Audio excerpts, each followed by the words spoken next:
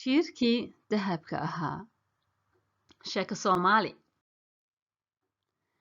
Beri baa waxaa jiray bisado guri qurux badan ku wada nool. Waan gaajoonayaa, cunto ayaan doonayaa.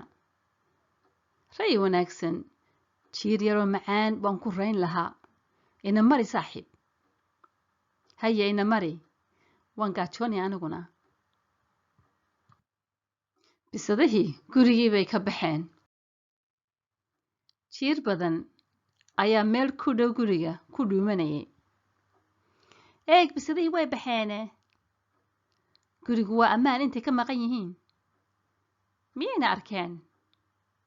Maya, xaggan may soo eegin. Ina mari, guriga gudihiisa soo daawana eh. Way ugaarsi tageen. Hadday dhaqso u soo noqdaan, iyagoo dhergay ayay imanayaan. Markaa ina cuni maayaan.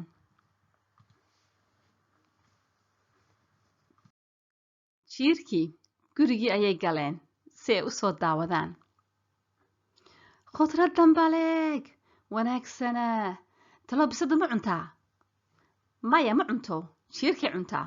Ayaynaa meesha ku raagin. Waxaan helay bootaro. Dahabiga ayaa aad u qurux badan. Waan marsanayaa. Jiirkii wuxuu isku eegay muraayad guriga u dhex tiil bisadaha.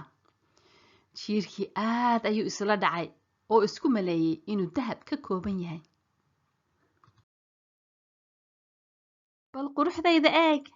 Jiirka adduunyada ugu qurux badan miyaanan ahayn? Waar qurux lahayna dhaqso inooga saara guriga. Waa kuwan bisadihii.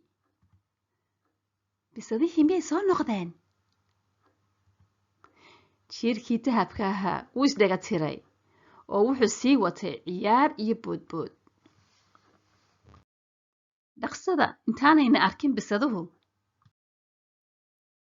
Ma soo hoyanay? Waan gaajoonayaa. Aniguba waan gaajoonayaa. Jiir kaliya maynaan qaban maanta. Waa wareey.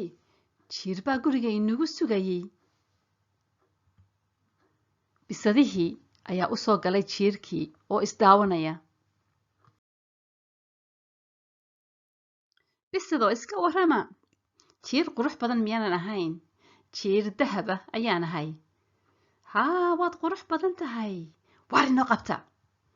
Halkiibaa bisadihii jiirkii dahabka ahaa eryadeen.